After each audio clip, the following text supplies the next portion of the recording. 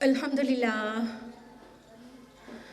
अल्हम्दुलिल्लाहि व कफ़ा अला इबादिहि लज़ीना इस्तफ़ा खुसूसन अला अफ़्ज़लिहिम व ख़ातमुन नबिय्यीन मुहम्मदिनिल अमीन व अला आलिहि व अस्हाबिहि अजमईन अम्मा बाद व अऊज़ु बिल्लाहि मिनश शैतानिर रजीम बिस्मिल्लाहिर रहमानिर रहीम या अय्युहन्नासु क़द जाअतकुम मौइज़तुम मिर रब्बिकुम व शिफ़ाउल लिमा फ़िस सुदूर व हुदम व रहमतुल लिल मुमिनीन बिस्मिल्लाहिर्रहमानिर्रहीम रब्बिश्रह ली सदरी व यस्सिर ली अमरी वहलुल उक़दतम मिन लिसानी यफ़क़हू क़ौली।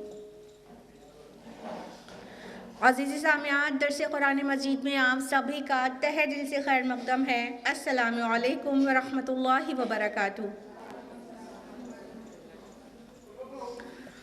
ज़ूम पर भी जो लोग देख रहे हैं उन सभी का भी तहे दिल से खैर मक़दम है। जैसे ये सबको मालूम है, आज से ऑफ़लाइन होने के साथ साथ ज़ूम पर भी लाइव चल रहा है, तो ऑफ़लाइन ऑडियंस मेरे नज़र के सामने है और ज़ूम की ऑडियंस भी मेरे सामने ही है। तो दर्स कुरान मजीद में आप लोग ही बताते हैं कौन सी सूरा चल रही थी, बताइए। सूरा अंबिया। सूरा अंबिया की किस आयत तक हम लोग ने लास्ट टाइम किया था? बिल्कुल सही, आयत नंबर 55 तक हम लोग जान चुके थे लास्ट वीक, और आज हम लोगों को सूरा अंबिया की आयत नंबर 56 ऑनवर्ड्स करना है इंशाल्लाह तफसील से। लेकिन उससे पहले क्या रहता है? रिविजन। तो आपको फटाफट आयत नंबर 51 से 55 का एक क्विक रिविजन दे दें, क्योंकि वहीं से इब्राहिम अलैहिस्सलाम का किस्सा शुरू हो रहा है। औज़ु बिल्लाहि मिनश शैतानिर रजीम बिस्मिल्लाहिर रहमानिर रहीम। आयत नंबर 51 में हम लोगों ने जाना था कि अल्लाह ताला ने फरमाया कि और मूसा अलैहिस्सलाम से पहले भी हमने इब्राहिम अलैहिस्सलाम को सआदत बख्शी थी। यहाँ पे जो अरबी में लफ्ज़ आया रुश्द आया है ना, रुश्द की तफसीलात बताई थी, रुश्द बख्शी थी और हमने हर तरह से उनके लिए और हम हर तरह से उसकी ख़बर रखते थे। ठीक है, यानी इब्राहिम अलैहिस्सलाम को अल्लाह ताला ने रुश्द अता किया था, और रुश्द बामाना नबूवत भी समझा जा सकता है और रुश्द बामाना सलाहियत भी समझा जा सकता है, और वो हमने लास्ट वीक तफसील से बताया था आप लोगों को। यानी कि अल्लाह ताला की खुसूसी नेमत थी इब्राहिम अलैहिस्सलाम पर, उनको बहुत अच्छी शार्प उनका माइंड था और चीज़ों की समझ उनको बहुत ही हिकमत थी और क़ुव्वत फ़ैसला था, और उनकी वो मुतवस्सिमीन में से थे, कह सकते हैं। आयत नंबर 52 में हम लोगों ने जाना था कि और जब इब्राहिम ने अपनी वालिद और अपनी कौम से कहा कि ये क्या मूर्तियाँ हैं जिनका तुम एतिकाफ़ किए रहते हो, तो तफसील से एतिकाफ़ का माना भी बताया था, और फिर ये बताया था कि वहाँ बुत परस्ती बिल्कुल आम थी। कहाँ पैदा हुए थे इब्राहिम अलैहिस्सलाम?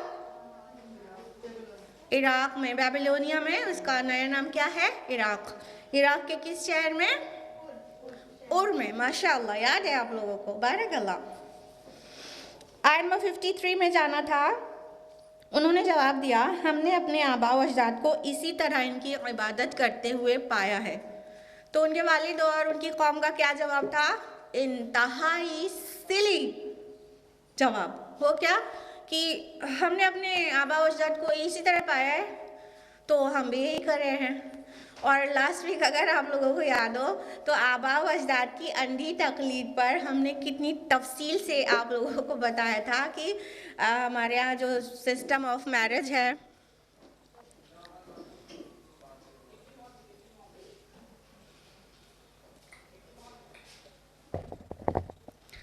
तफसील से बताया था ना कि हमारे यहाँ जो सिस्टम ऑफ मैरिज है वो भी कुछ नहीं सिवाय इसके कि आबा व अजदाद की अंधी तकलीद में वैसे किए जा रहे हैं। और हमने आपसे कहा भी था कि अपने आप से प्रॉमिस करिए कि अब सुन्नत के तरीक़े निकाह को वापस लाएंगे। आयत नंबर 54 में हम लोगों ने जाना था कि इब्राहिम अलैहिस्सलाम ने कहा, फिर तो तुम भी और तुम्हारे आबा व अजदाद भी यकीनन खुली गुमराही में मुब्तला थे। आयत नंबर 55 में है कि वो कहने लगे, क्या आप वाकई हमारे पास हक लाए या महज शगल कर रहे हैं? तो उनकी कौम को तौहीद की बात इतनी अजीब मालूम हुई। तौहीद उनके दरमियान में अजनबी थी और बुत परस्ती और शिर्क उनके लिए मारूफ चीज़ थी। तो वो कहने लगे कि आर यू जोकिंग, मतलब जो यहाँ पे जो अंदाज़ है, आप क्या हमारे पास हक़ लाए हैं, मतलब अरबी का जो फ़िक्रा है वो क्या है, क़ालू अजीतना बिल हक़ अम अंत मिनल लाइबिन। तो आप हक़ लाए, मतलब उनका ये मतलब नहीं था आप हक़ लाए तो हम मान ले और आप जो कर रहे हैं तो उसको छोड़ दे, नहीं। उनका मतलब ये था कि आर यू रियली जोकिंग, मजाक कर रहे हो ना, खेल कर रहे हो ना। सारे माबूदों को छोड़कर एक माबूद, उनके लिए इतनी अजीब बात थी। यहीं तक हुआ था लास्ट वीक। अब हम लोग आयत नंबर 56 से तफसील से जानेंगे इंशाल्लाह। तैयार? नहीं तैयार? तैयार, हाँ तैयार होकर ही आए आप लोग, तो मेकअप वेकअप भी करके, नहीं सॉरी, मेकअप करके आप लोग दीनी महफिलों में नहीं जाते हैं। आयत नंबर 56 से हम लोग जा रहे हैं तफसील से जानने। औज़ु बिल्लाहि मिनश शैतानिर रजीम, बिस्मिल्लाहिर रहमानिर रहीम।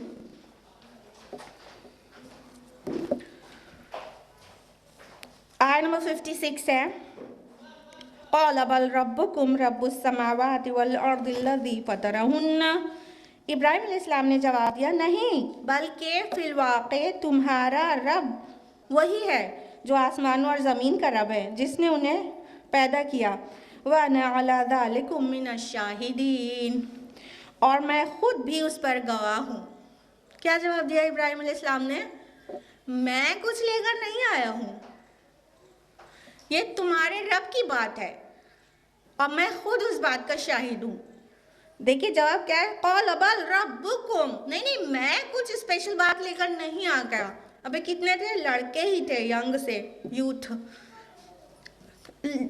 और कह रहे नहीं मेरी बात नहीं है, मैं कुछ अपने पास से पेश नहीं कर रहा हूँ, मैं तो तुम्हारे रब की बात पेश कर रहा हूँ।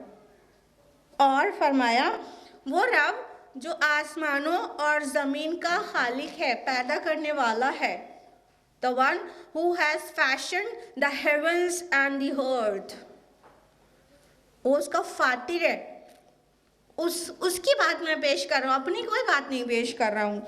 और वो एक है, वो अकेला है, मतलब मैं उसके बारे में आपको बता रहा हूँ, और इनफैक्ट मैं खुद गवाह हूँ।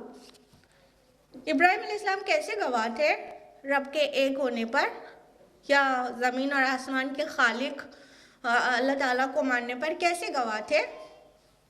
बताइए बताइए। अटक गए सब लोग। देखिए इंसान जब गौर व फिक्र करता है ना, चाहे वही नहीं आई थी अभी उनके पास, अभी तो लड़के ही जैसे थे, वही नहीं आई थी, बट येट जब हम लोग गौर व फिक्र करते हैं तो तौहीद की हकीकत खुलकर सामने आ जाती है।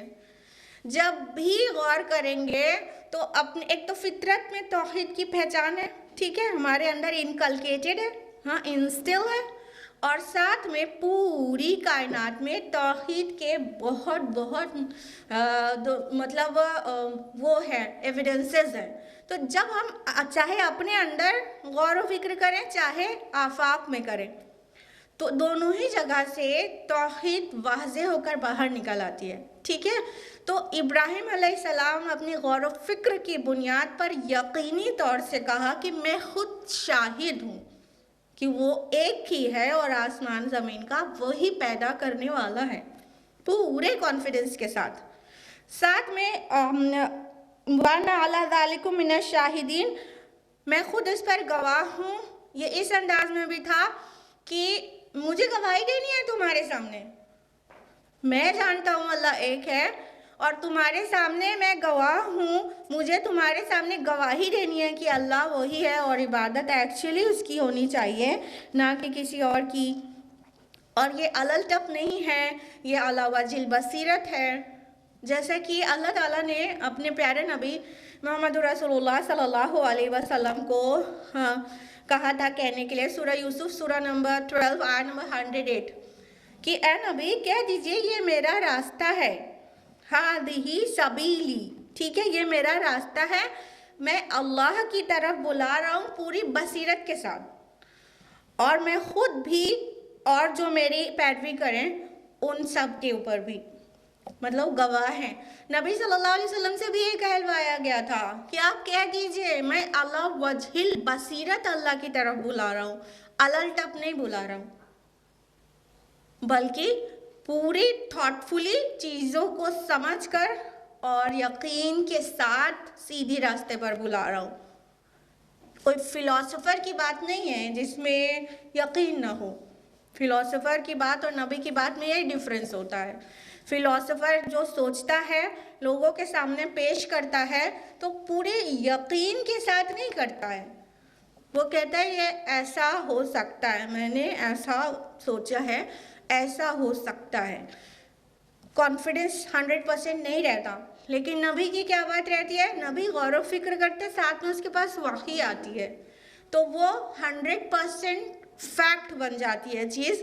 तो नबी जब पेश करता है तो वो कभी भी ये नहीं करता ये मैं पेश कर रहा हूँ ऐसा हो सकता है। नबी पूरे कॉन्फिडेंस से पेश करता है कि ऐसा ही है। इतना बड़ा डिफरेंस होता है फिलोसोफर और नबी की बात में, ठीक है। तो नबी सल्लल्लाहु अलैहि वसल्लम से भी ये बात कही गई थी। और इब्राहिम अलैहिस्सलाम अभी प्रॉफिटहुड उन पर जाहिर नहीं हुई थी, अभी ज़ोर नबूवत नहीं, अभी तो लड़के ही थे, 14, 15, 16, 17 साल के रहे होंगे। अभी तो लड़के ही थे। कह रहे थे मैं अला वजिल बसीरत, मैं खुद शाहिद हूँ और इस बात का कि आसमान और ज़मीन का फातिर अल्लाह ताला है, मैं उसकी तरफ बुला रहा हूँ, मैं अपनी कोई नई बात पेश नहीं कर रहा हूँ। आयत नंबर 57, वतल्लाहि लाकीदन्ना अस्नामकुम बअद अन तुवल्लू मुदबिरीन, और अल्लाह की कसम मैं तुम्हारे इन बुतों के साथ ज़रूर कोई चाल चल कर रहूँगा जबकि तुम चले जाओगे पीठ मोड़कर। इब्राहिम अलैहिस्सलाम को अंदर से काफ़ी गुस्सा आया, कहा तल्लाही। एक कसम खाने का अंदाज होता है वल्लाही और एक वर्ड है तल्लाही। क्या डिफरेंस है दोनों में? वल्लाही छोटी छोटी बात पे कहा जाता है, वल्लाही मुझे बहुत भूख लगी है, वल्लाही आज तो मैं जाते ही बस लुढ़क के सो जाऊंगी, छोटी छोटी बात पे कहा जाता है। अल्लाह की कसम मैं कल उनके घर ज़रूर जाऊंगी, छोटी छोटी बात पे कहा जाता है वल्लाही। लेकिन जब तल्लाही कहा गया हो तो इसका मतलब होता है मैटर बहुत सीरियस है। तल्लाही हमेशा सीरियस इश्यूज़ पर कहा जाता है। तो इब्राहिम अलैहिस्सलाम के लिए कोई मामूली बात तो थी नहीं कि पूरी कौम बुत परस्ती कर रही है और वो मुवहिद आज़म कह सकते हैं। अब उन्होंने कहा तल्लाही, अल्लाह की कसम मैं तुम्हारे इन बुतों के साथ ऐसी चाल चलूँगा जब तुम यहाँ से जाओगे। यानी उनके कल्चर में एक बहुत बड़ा फेस्ट हुआ करता था जिसके लिए वो सारे के सारे वो एक बहुत जायंट ग्राउंड में इकट्ठा हो जाते थे और वहाँ उसको सेलिब्रेट करते थे। तो फिर पूरा का पूरा सिटी, पूरा टाउन बिल्कुल एम्प्टी बचता था। यानी कुछ मौके तो ऐसे आते हैं ना सभी मज़ाहिब के कि सब के सब एक फेस्टिवल में या कुछ ख़ास है वहाँ चले गए तो पूरा शहर ही खाली हो गया, कोई है ही नहीं। तो वो फेस्ट आने वाला था, तो उनको इंतज़ार था कि ये सारे के सारे यहाँ से चले जाएं जिस दिन पुरोहित भी ना रहे, पुजारी भी ना रहे, कोई भी ना रहे बुतों के पास, तो मैं ऐसी चाल चलूँगा। अब ये बात उन्होंने उनको एड्रेस करके कही थी कि अपनी ज़ेरे लब कही थी, इसमें थोड़ा सा उलमा ने अपनी अपनी राय दिया है। कुर्तुबी कहते हैं मुजाहिद और कतादा रहमहुल्लाह के हवाले से कि उन्होंने ज़ेरे लब कहा होगा, मतलब अपने आप में बड़बड़ाया होगा। जाहिर बात है ये चिल्ला के तो कह नहीं सकते तुम जाओ यहाँ से, मैं तुम्हारे अल्लाह की कसम तल्लाही मैं तुम्हारे बुतों के साथ एक बहुत बड़ी प्लानिंग कर रहा हूँ, चिल्ला के तो कहा नहीं होगा, नॉर्मल आवाज़ से भी नहीं कहा होगा। तो कुछ के नज़दीक ये सिर्फ ज़ेरे लब बुड़बुड़ाया होगा, ठीक है, और किसी ने नहीं भी सुना होगा। या कुछ के नज़दीक ये भी है कि कहा तो होगा लेकिन धीरे से और किसी ने सुन लिया होगा, क्योंकि आगे एक आयत से ऐसे लगेगा कि जैसे कोई जान रहा था पहले से भी, ठीक है। तो ज़ेरे लब उन्होंने जो भी बुड़बुड़ाया होगा कि तुम जाओ यहाँ, मैं देखता हूँ तुम्हारे बुतों को, तो किसी ने बहुत नज़दीक में कोई होगा उसने सुना होगा। तो बहरहाल बात यहाँ पर ये हो रही है कि इब्राहिम अलैहिस्सलाम ने कहा कि जब तुम चले जाओगे ना तो मैं तुम्हारे बुतों के साथ कोई प्लानिंग कर रहा हूँ, तदबीर कर रहा हूँ, वो करूँगा। अच्छा, बाज़ लोग कहते हैं कि ये बुत जो है खाने काबा में रखे हुए थे, जो बिल्कुल भी गलत बात है। ये बिल्कुल मुमकिन ही नहीं है। कैसे मुमकिन नहीं है बताइए, आप लोग अपने अकल लगाइए, बताइए।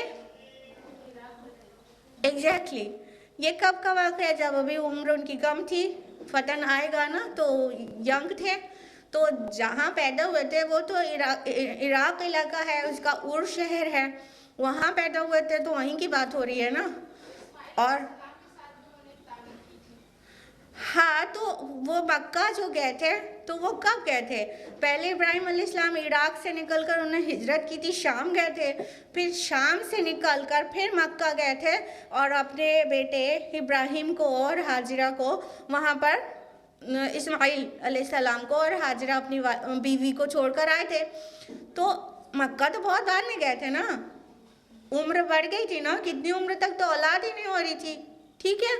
तो ये तो बिल्कुल यंगस्टर थे तब की बात है, और जब वो यंगस्टर थे तो जाहिर बात है वो उर शहर में थे, ना कि ये मक्का की और खाने काबा में बुत रखे होने की बात किसी भी तरह रेलिवेंट है, ये बिल्कुल इरेलीवेंट बात है। ये उसी इराक के उर शहर की बात है कि वहाँ पर उन्होंने बुतों को एक वो मतलब वो जो ये पूरा केस आगे होने वाला है वो वहाँ का था। और क्योंकि वो जान रहे थे कि हाँ अभी ये लोग सब चले जाएंगे, और जब इनसे कहा गया, इनसे भी चलने के लिए कहा गया, जो कि यहाँ पर डिस्कस्ड नहीं है एक्चुअली, सूरह साफ़ात में डिस्कस्ड है, और सूरह साफ़ात सूरह नंबर 37 आय नंबर 89 में है कि जब इनसे कहा गया कि चले वो भी, तो कहा फ़क़ाल इन्नी सक़ीम, नहीं मेरी तबीयत कुछ नासाज है, ठीक है।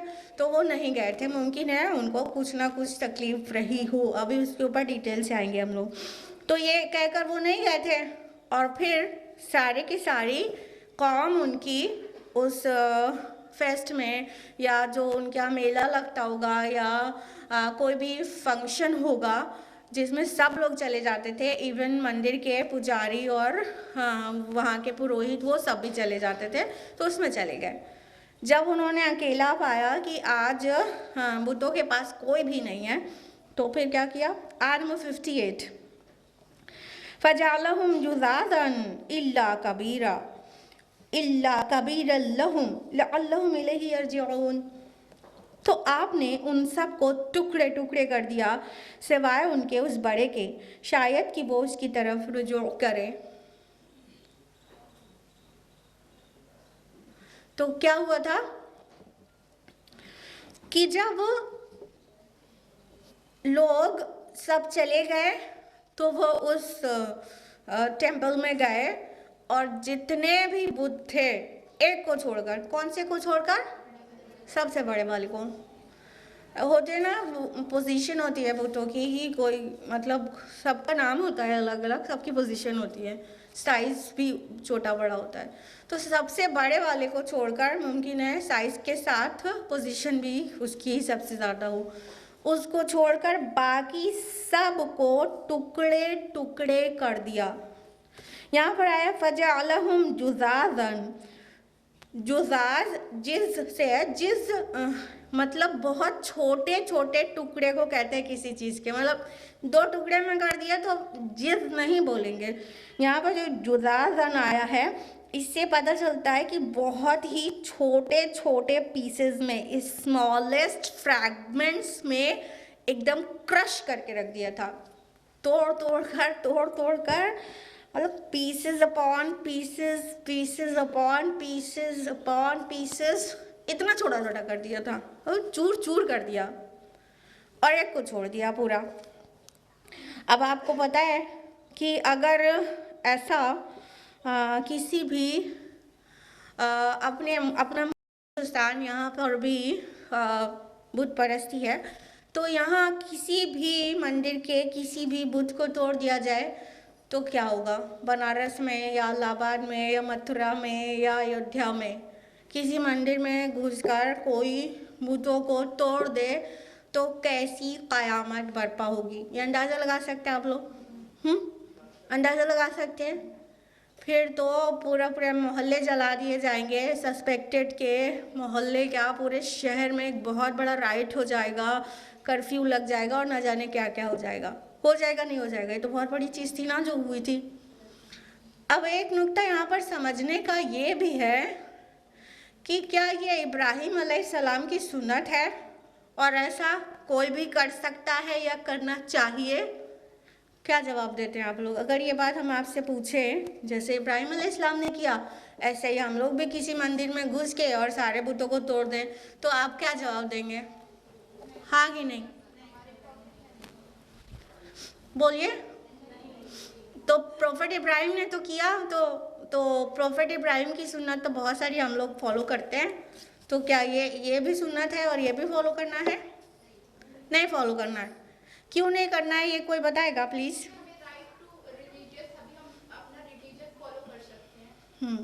बहुत अच्छा जवाब। देखिए, अगर ऐसा किया जाए, अगर इन जनरल ऐसा किया जाए तो ये हराम है। कोई मुसलमान किसी मंदिर में घुसकर बुतों को तोड़ फोड़ डाले तो ये करना इस्लाम में हराम है। हम जानबूझ के हराम लफ्ज़ यूज़ कर रहे हैं और हम आपको तफसील से बताना चाहते हैं इसके बारे में। देखिए, पहली बात ये समझ लीजिए कि अंबिया अलैहिस्सलाम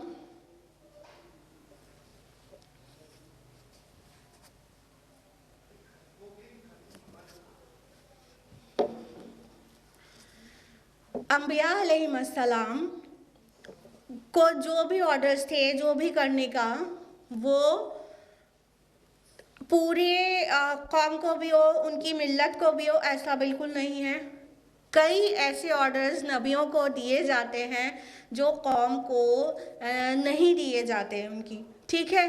मिसाल के तौर पर रसूलुल्लाह सल्लल्लाहु अलैहि वसल्लम तहज्जुद फ़र्ज़ के दर्जे में पढ़ते थे, ठीक है। क्या हम सब के लिए भी तहज्जुद फ़र्ज़ है? नहीं है। सिर्फ रसूलुल्लाह सल्लल्लाहु अलैहि वसल्लम के लिए फ़र्ज़ के दर्जे में थी तहज्जुद और हमारे और आपके लिए नहीं है, ठीक है। नबी सल्लल्लाहु अलैहि वसल्लम सौम विसाल रखते थे। सौम विसाल जानते हैं आप लोग? बिल्कुल, बिना इफ्तार के अगला रोज़ा कंटिन्यू कर देना, यानी एक दिन रोज़ा रखा, शाम को हम लोग इफ्तार करते हैं ना, नबी सल्लल्लाहु अलैहि वसल्लम इफ्तार किए बगैर वहीं से दूसरा रोज़ा कंटिन्यू कर देते थे। लेकिन मिल्लत के लिए उन्होंने मना किया है, अपनी उम्मत को मना किया है सौम विसाल से। तो क्या पता चला, कुछ एक काम नबी के लिए ख़ास होते हैं और वो मिल्लत के लिए एप्लीकेबल नहीं होते, ठीक है। दूसरी बात, ये बात जो इब्राहिम अलैहिस्सलाम ने की थी वो इब्राहिम अलैहिस्सलाम के ख़वास में से था और उन्हीं के लिए था, ठीक है। और इवन इब्राहिम अलैहिस्सलाम ने अपनी कौम को बाद में भी कभी भी ये नहीं कहा कि जब जहाँ कोई बुत देखो उसको तोड़ फोड़ दो। कभी देख सुना आपने? हाँ, इब्राहिम अलैहिस्सलाम के जब फॉलोवर्स बन भी गए बाद में, तो उन्होंने, उनका कोई ये ऑर्डर या सुन्नत के तौर पर, जो कहते हैं सुन्नत और असुन्नत हम आपको कह क्यों रहे हैं, एक्चुअली एक मलेशियन बॉय ने खुतबा दिया मस्जिद में और कहा कि इब्राहिम अलैहिस्सलाम की सुन्नत को ज़िंदा करो और हम लोग चल के यहाँ पे जितने भी हिंदूज़ के मंदिर है उसमें तोड़ फोड़ मचा दें। इतनी बड़ी वहाँ पे मुसीबत पैदा हो गई इस खुतबे की वजह से कि उसके तफसीलात में भी नहीं जा सकते, ठीक है। इसलिए सुन्नत वर्ड हम यूज़ कर रहे हैं। ये इब्राहिम अलैहिस्सलाम की सुन्नत नहीं थी, ये एक स्पेसिफिक बात थी जो अल्लाह ने उनके जहन में डाली थी। चूँकि नबियों के दिल और जहन में इवन प्रॉफिटहुड से पहले भी कोई बात आए तो उसकी वैल्यू होती है, उन्होंने किया। ये बहुत स्पेसिफिक था उनके लिए, उस टाइम के लिए और सिर्फ उन्हीं के लिए, ठीक है। ये एक जनरल बात हो गई कि इब्राहिम अलैहिस्सलाम की उम्मत को भी ये अलाउड नहीं था कि वो कहीं पे भी बुतों को देखे तोड़ फोड़ डालें, नहीं, वो एक चीज़ करने की थी, नबी ने की थी। दूसरी बात ये कि लेकिन अगर ऐसा कर देते हैं लोग, अगर गलती से ऐसा कर देते हैं कि कहीं किसी के रिलीजियस प्लेस को नुकसान पहुंचा देते हैं, तो अल्टीमेटली क्या होता है? राइट्स होते हैं। इब्राहिम अलैहिस्सलाम को बुरा भला कहा जाता है माज़अल्लाह, और रसूलुल्लाह सल्लल्लाहु अलैहि वसल्लम की शान में गुस्ताखियाँ होती हैं, इस्लाम का नाम बदनाम किया जाता है। ये सब होता है कि नहीं होता? कितना डिस्ट्रक्शन होता है, जबकि गलत काम किया गया होता है, लेकिन लोग समझते हैं इस्लाम यही सिखाता है। इस्लाम हरगिज़ ये नहीं सिखाता कि दूसरों के रिलीजियस प्लेस को नुकसान पहुँचाया जाए। इनफैक्ट इस्लाम क्या सिखाता है वो जान लीजिए। मकासिद शरीयत में जो चीज़ें सबसे बड़ा मकसद है शरीयत का, वो एक रवायती फहरिस्त है बड़े बड़े स्कॉलर्स की, वो 5 चीज़ें हैं, 5। ठीक है, सबसे पहले दीन, जान, अक्ल, नस्ल, माल। सबसे पहली हिफाजत शरीयत को जिस चीज़ की मंजूर है, मकसूद है, वो है दीन, बकाए दीन, प्रोटेक्शन ऑफ रिलीजन। और ये प्रोटेक्शन ऑफ रिलीजन सिर्फ इस्लाम नहीं है, मुसलमानों का नहीं है, बल्कि इस्लामिक स्टेट में जितने भी लोग रहेंगे दूसरे मज़ाहिब के, उनके रिलीजन का प्रोटेक्शन भी इस्लाम ही करेगा। मुसलमान रूलर की ये जिम्मेदारी है कि वो सिनेगॉग, चर्चेस और टेम्पल्स की भी हिफाजत करें।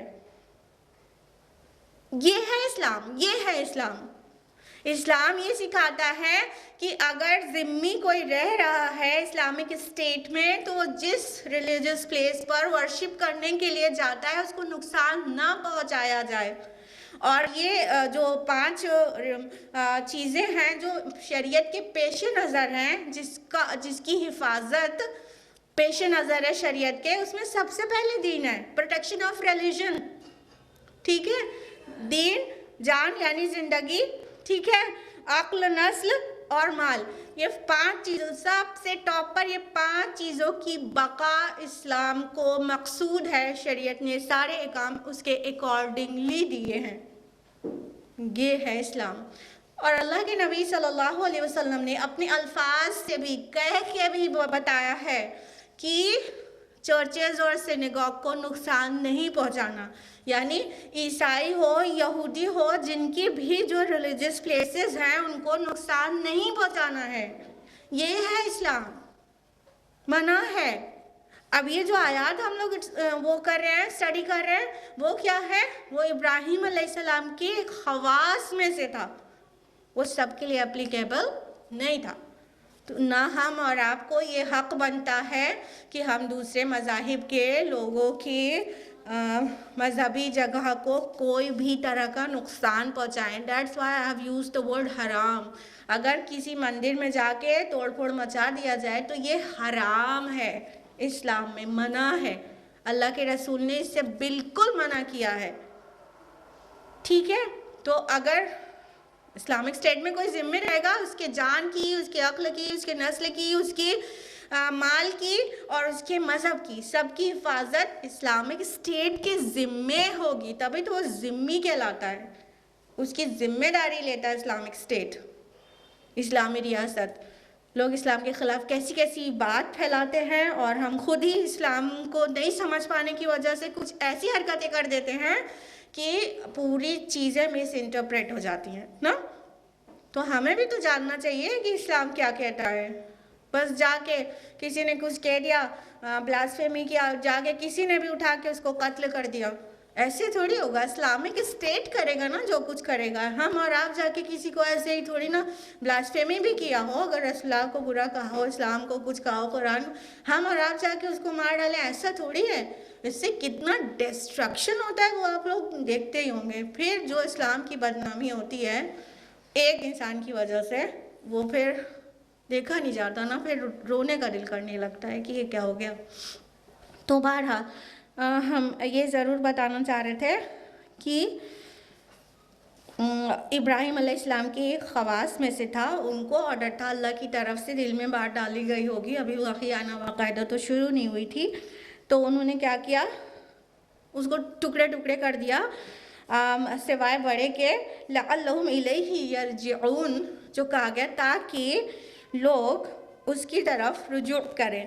यहाँ पे इलाही में ये हु की जो ज़मीर है ये दो तरह से समझी जा सकती है।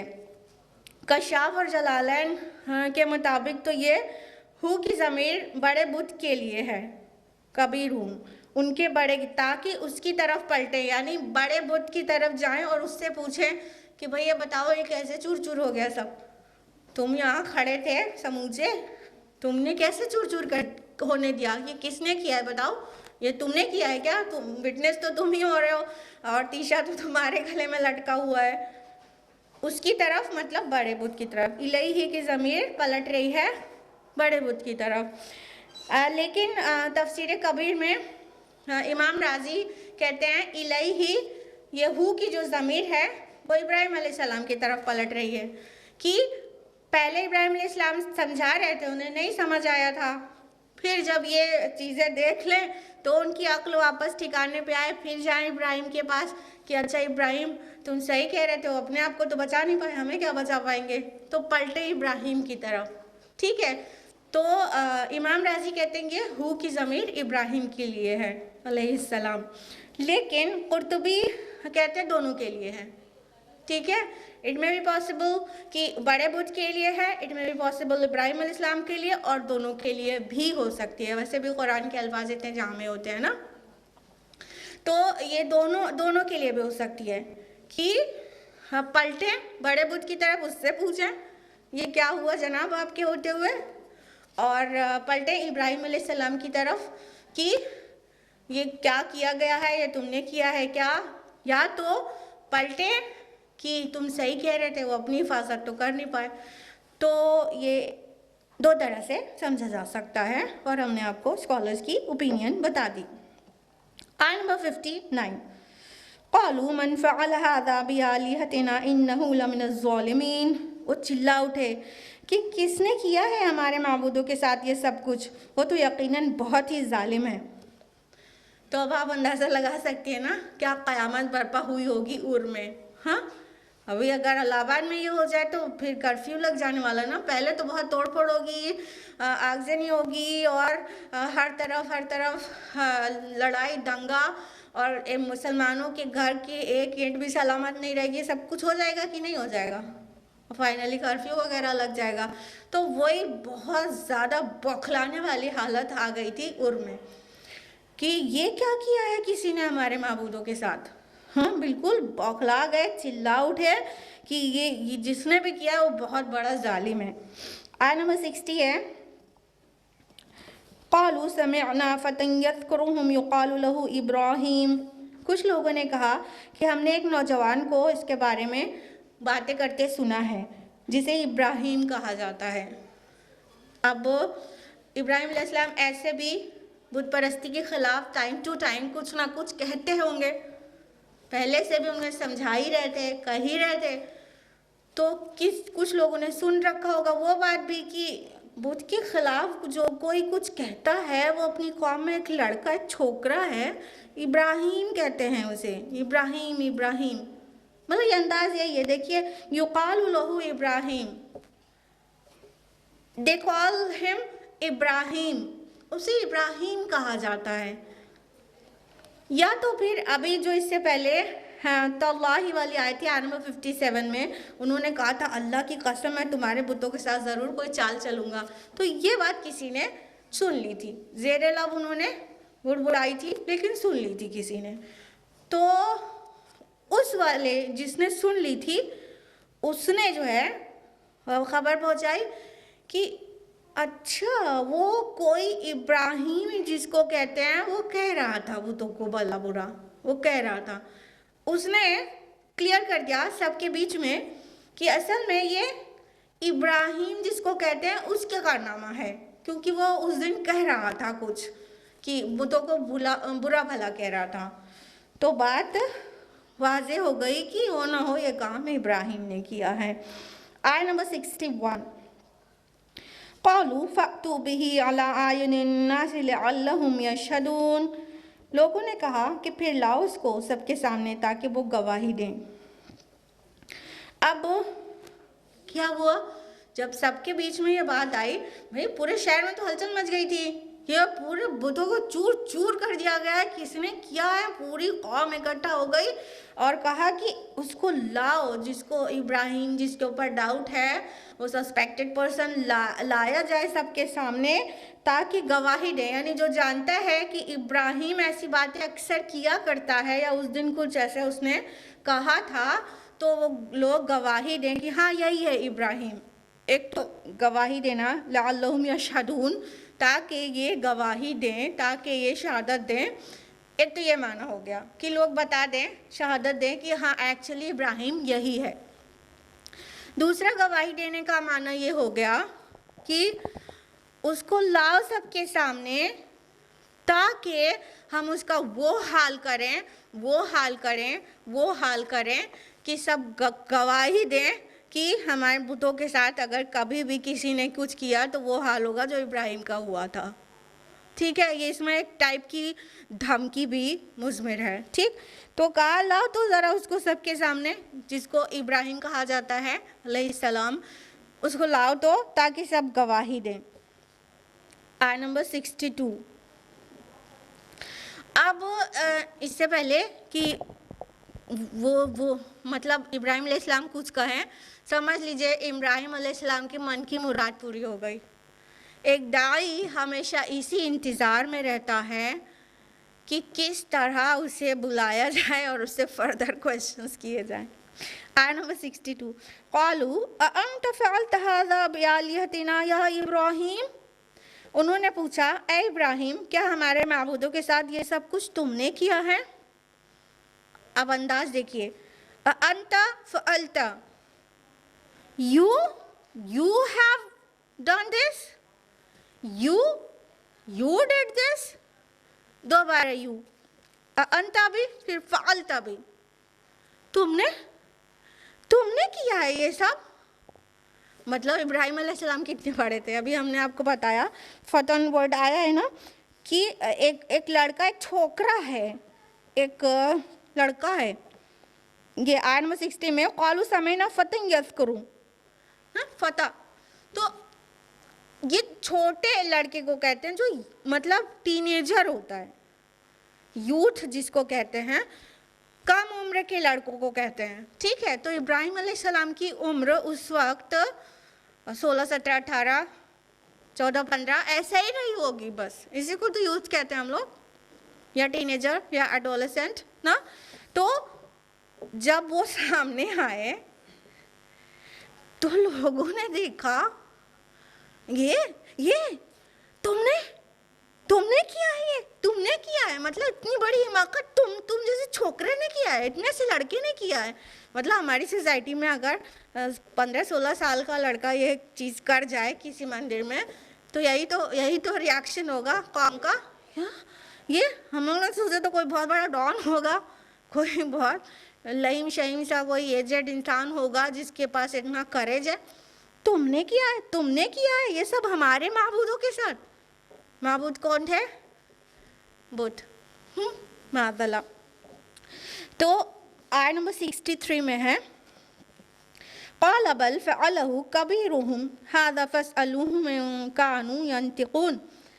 आप अलैहिस्सलाम ने जवाब दिया, बल्कि ये इनके इस बड़े ने किया है, तुम पूछ देखो उनसे अगर ये बोलते हों। अब ये वाली आयत को ठीक से समझना बहुत ज़रूरी है क्योंकि ये मिस इंटरप्रेटेड और मिसअंडरस्टूड आया है। बज़ाहिर तो ऐसा लगता है इब्राहिम अलैहिस्सलाम ने झूठ बोल दिया समझने वाले को। ठीक है, कि जब इब्राहिम अलैहिस्सलाम को बुलाया गया, वो पेश हुए सबके सामने, तो लोगों ने कहा तुमने किया है ये। तो उन्होंने कहा नहीं, बल्कि इस बड़े ने किया है, इससे पूछ लो। तो क्या झूठ बोल दिया इब्राहिम अलैहिस्सलाम ने? दीगर तफसीलात से पहले हम आपको ये बता दें, इमाम राजी रहमहुल्लाह वक्फ करते थे फ़अलहु पर, क़ौला बल फ़अलहु, तो उन्होंने कहा हाँ ये कर तो दिया है किसी ने, करने वाले ने।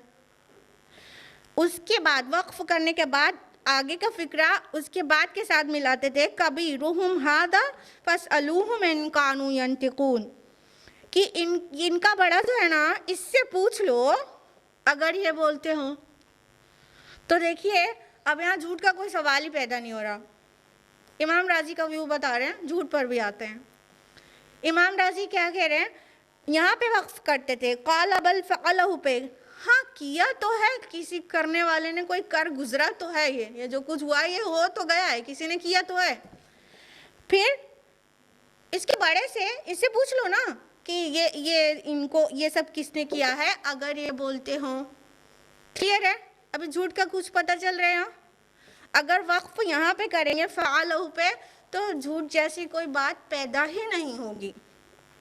रही बात जब फ़अलहु कबीरुहुम को मिला देंगे कि बल्कि किया है इनके बड़े ने, तब लगेगा ये झूठ बोल दिया। ये झूठ नहीं है। देखिए हमने ऐसे मोबाइल लिया हुआ है अपने हाथ में, ठीक है, और हमने आपसे कहा कि आज दुनिया हमारी मुट्ठी में है, तो आप घर जाके क्या बोलेंगे, अस्मा शम्स ने झूठ बोल दिया, उनके हाथ में मोबाइल था और उन्होंने कहा दुनिया हमारी मुट्ठी में है, जबकि दुनिया वो इतनी बड़ी तो नहीं है कि दुनिया पूरी उनकी मुट्ठी में आ जाए, और अस्मा शम्स ने झूठ बोला। ऐसा बोलेंगे क्या आप लोग? बोलेंगे क्या? हम मोबाइल लिए हुए हैं और हम कह रहे हैं आज दुनिया हमारी मुट्ठी में है, तो आप घर जाके ये बोलने वाले हैं क्या कि इतनी बड़ी दुनिया उनकी मुट्ठी में आ नहीं सकती है, और एक्चुअली उनके हाथ में मोबाइल था मुट्ठी में, और कह दिया दुनिया हमारी मुट्ठी में, वो झूठी है, उन्होंने झूठ बोला। बोलेंगे? नहीं बोलेंगे। क्यों नहीं बोलेंगे? क्योंकि आप बात को समझ रहे हैं। हमने क्या कहा, हम भी जान रहे हैं कि आप ये नहीं समझेंगे पूरा ग्लोब जो है, पूरी अर्थ हम अपनी मुट्ठी में ले सकते हैं या लिया हुआ है, और आप भी समझ रही हैं कि इस बात को कहने का मतलब क्या है, उसमें कोई झूठ की गुंजाइश पैदा ही नहीं होगी। आप गलती से भी नहीं सोचेंगी कि अस्मा शम्स के कहने का मतलब है कि पूरा अर्थ जो है उन्होंने मुट्ठी में लिया हुआ है, आप उसका मफहूम पे जाएंगी।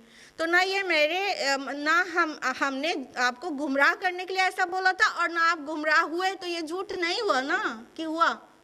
नहीं हुआ। इब्राहिम अलैहिस्सलाम, सारी दुनिया जानती है बुत कुछ कर नहीं सकते हैं। इब्राहिम अलैहिस्सलाम ने कहा कि यही तो है खड़ा हुआ, हाँ इसने किया है क्या? पूछो इससे, इसने किया है क्या? वो जानते थे ना इसने नहीं किया हो सकता, किसी कीमत पे इसने नहीं किया हो सकता, तो वो ना गुमराह होने जा रहे थे, ना ही उसके बाद में आने जा रहे थे कि इब्राहिम कह रहा है इसने किया, तो पता नहीं इसने ना किया हो या किया हो। अगर किया होगा इस बड़े बुत ने तो ये इब्राहिम सच्चा है, और अगर नहीं किया होगा तो इब्राहिम झूठा है। ऐसे सोचने की बनी थी क्या उनके सामने? बात नहीं समझे हम क्या कहना चाह रहे हैं कि समझ गए? समझ गए ना? ऐसे कहने की तो कोई गुंजाइश ही नहीं, समझने की कोई गुंजाइश ही नहीं थी ना कि उस बड़े ने किया है। They knew it very very well ना कि वो नहीं कर सकता है।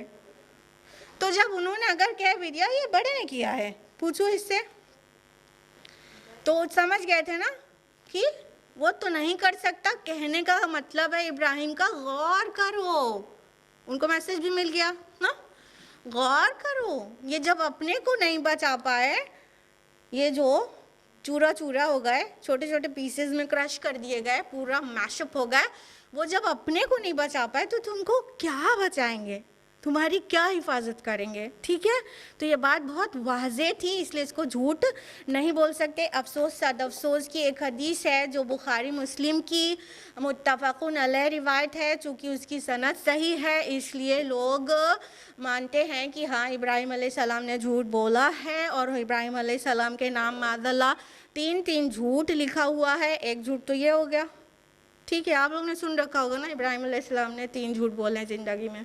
सुना है? नहीं सुना? बुखारी मुस्लिम की हदीस है, ठीक है। एक झूठ तो ये है, कहा जाता है जिसको। दूसरा झूठ फ़इन्नी सकीम जो कह दिया था उन्होंने, सूरह साफ़ात की आयत नंबर 89 में है कि जब उनसे कहा गया चलो तुम क्यों नहीं चल रहे हो हमारे साथ, तो बोले कि मेरी तबीयत कुछ नासाज है। दूसरा झूठ कहा जाता है वो उन्होंने बोला। ये दूसरा झूठ बिल्कुल ये भी सेंसलेस है, इसलिए क्योंकि कौन साबित कर सकता है इस बात को कि उनको ज़रा सा सर में भी दर्द नहीं था, उनको ज़रा सा कमर में भी दर्द नहीं था, उनकी ज़रा सी भी तबीयत नासाज नहीं थी? कोई क्लेम कर सकता है? हो सकता है उनके सर में दर्द रहा हो सकता है थोड़ी बहुत तबीयत उनकी नासाज हो, और फिर अगर कह दिया जाए कि मेरी तबीयत थोड़ी नासाज है तो झूठ हो जाएगा क्या? चाहे कि हमको दिल की बीमारी नहीं हो गई है, अगर ज़ुकाम भी हो गया है तो हम कह दें अगर कि मेरी तबीयत नासाज है, तो झूठ तो नहीं हुआ ना? तो ये भी सिली बात है कि ये झूठ था, ठीक, कि उन्होंने कहा फ़ैनी सकीम, बेशक मेरी तबीयत थोड़ी नासाज है। तो हो सकता है उन्हें कोई माइनर हेल्थ इशू रहा हो और उन्होंने उसी को कह दिया मेरी तबीयत सही नहीं है। तीसरा झूठ उनके नाम चस्पा किया जाता है जो वो है जो कि इसराइली रिवायात से लिया जाता है। बुक ऑफ जेनेसिस के चैप्टर नंबर 12 और चैप्टर नंबर 20 में बहुत डिटेल में आया है इब्राहिम अलैहिस्सलाम का झूठ माज़अल्लाह।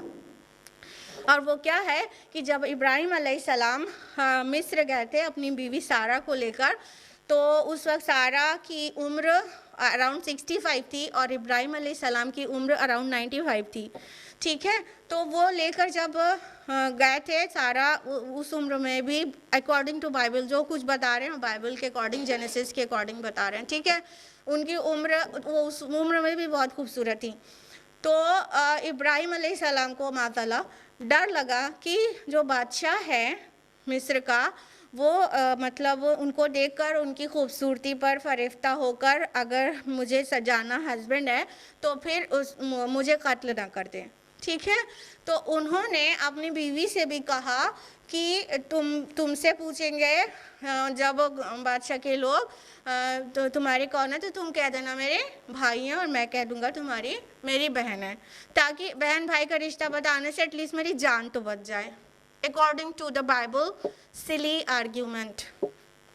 इब्राहिम अलैहिस्सलाम ने ऐसा भी कोई झूठ नहीं बोला था। इसराइली रिवायात का क्या बिलीव करना है, वहाँ पर तो ये भी लिखा हुआ है कि जो सामरी ने जो लोगों को बछड़े की पूजा करने के लिए बहकाया था, तो वो उसको किसने कहा था?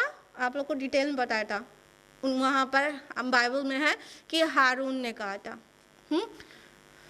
तो वहाँ पर तो नबियों के नाम शिर्क का ऑर्डर भी है, वहाँ पर तो नबियों के ख़िलाफ़ ऐसी गंदी बातें हैं कि हमें जी भी नहीं चाहता कि मेंशन करें कि दाऊद अलैहिस्सलाम और सुलेमान अलैहिस्सलाम के नाम बदकारी तक के इल्ज़ाम लगा के रखा। उठाइए बाइबल देखिए आप लोग, ठीक है। हमें दिल नहीं करता है मेंशन करने का, सच बता रहे हैं, इसलिए हम कभी मेंशन नहीं करते हैं, लेकिन आई हैव रेड इट।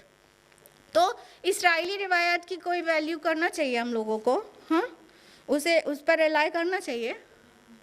तो ये भी सिली हो गया। अब बात यह है कि भाई बुखारी मुस्लिम और तिरमिज़ी की हदीस है, तो बात समझने की ये है कि क्या ये फ़न हदीस में भी ऐसा नहीं होता कि अगर रिवायत की सनद ज़ईफ़ नहीं, बहुत रिलायबल है, लेकिन उसका जो मतन है वो सिली है या उसका मतन काबिल यकीन नहीं है, तो मतलब उसको सही मानने पर मजबूर किया जाएगा?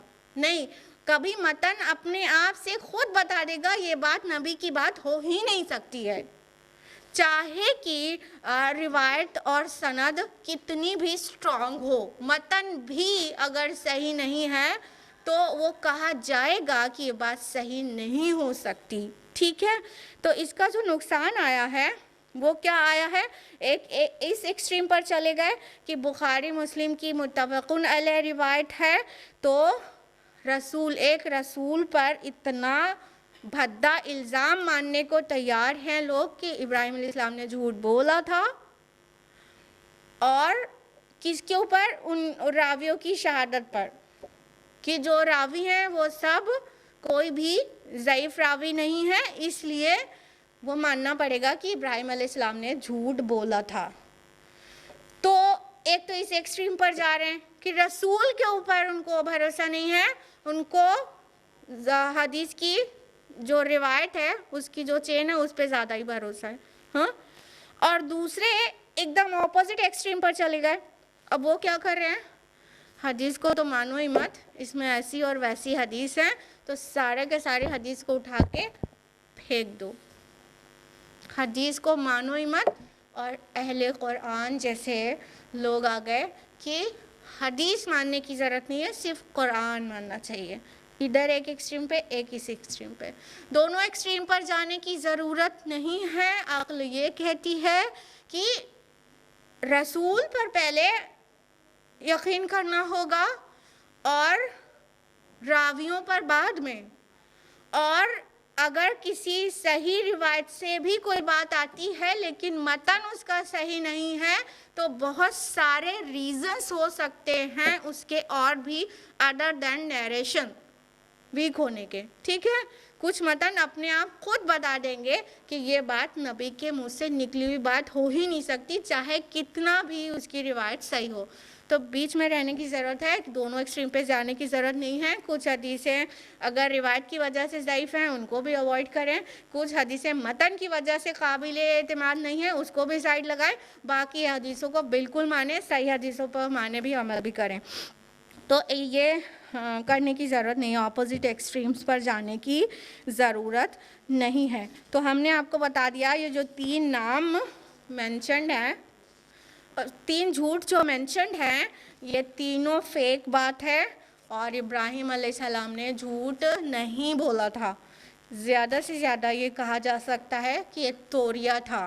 तोरिया क्या होता है कि मुखातब को किसी मुगालते में मुब्तला कर देना। कहने वाले ने जो अपनी बात कही वो कुछ और थी, समझने वाला कुछ और समझा, तो वो उसके दिमाग का फेर है, कहने वाले ने तो किसी और नियत से कहा था, वो उसको नहीं समझ आया।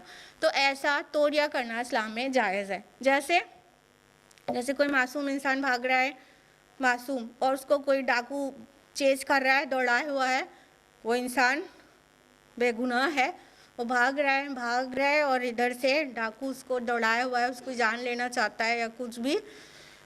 तो आप जहाँ पर खड़े हैं वहाँ पर 2-3 मोड़ है, आपने देखा कि भागने वाला इधर दाहिने भागा है, अब पीछे से जब डाकू आया तो उसने समझ नहीं पाया इधर भागा है कि इधर भागा, तो उसने पूछा कि तुमने किसी को इधर किधर जाते देखा, इधर कि इधर।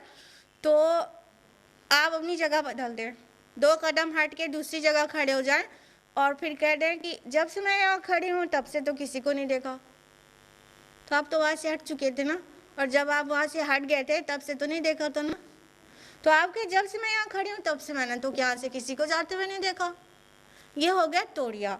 ठीक है, तो तोड़िया जायज़ है, लेकिन सामने वाले को गुमराह करना, झूठ बोलना जायज़ नहीं है। और ये तीनों ही बातें बिल्कुल अपने आप में वाज़ेह हैं कि इब्राहिम अलैहिस्सलाम ने झूठ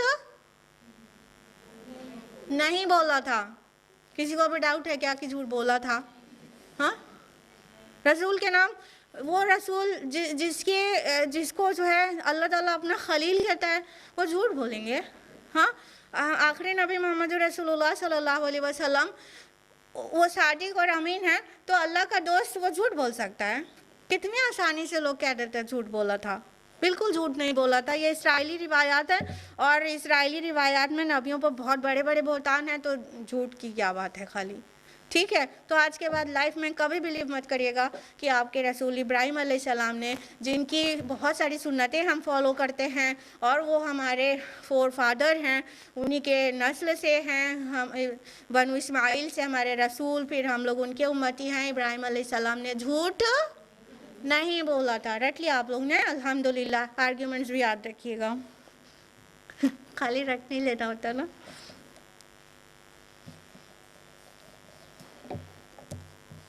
तो इब्राहिम अलैहिस्सलाम ने क्या कहा कि नहीं, हाँ किया तो है किसी ने, और पूछ लो अगर ये बोलते हो तो। इनकान यंतिकून कहा गया कि अगर ये बोलते हो, नतका मीन्स होता है just to utter a single word. ठीक है, तो बुलवा लो, एक वर्ड बुलवा लो इनसे। अगर ये बोलते हो तो एक वर्ड बोल के दिखाएं, एक वर्ड। सिंगल वर्ड अटर करके दिखाएं। तो फिर क्या हुआ, I number 63, sorry I number 64, फरजऊ इला अनफुसिहिम फक़ालू इन्नकुम अंतुमुज़ ज़ालिमून। उस पर उन्होंने अपने अंदर ही अंदर सोचा और अपने अंदर ही कहा, कहने लगे यकीनन तुम खुद ही जालिम हो। यानी वो जो पूरा सिचुएशन बनी थी, जिस मकसद के लिए थी, इब्राहिम अलैहिस्सलाम का जो मकसद था वो कहीं ना कहीं पूरा हो गया था। वो उनको चाह रहे थे ना अपने अंदर झांके, वो देखें, अपने को चेक करें कि ये जिसकी इबादत कर रहे हैं उनमें उतनी ताकत भी है कि हमारे अच्छे बुरे वक्त में हमारे काम आ पाएंगे कि नहीं।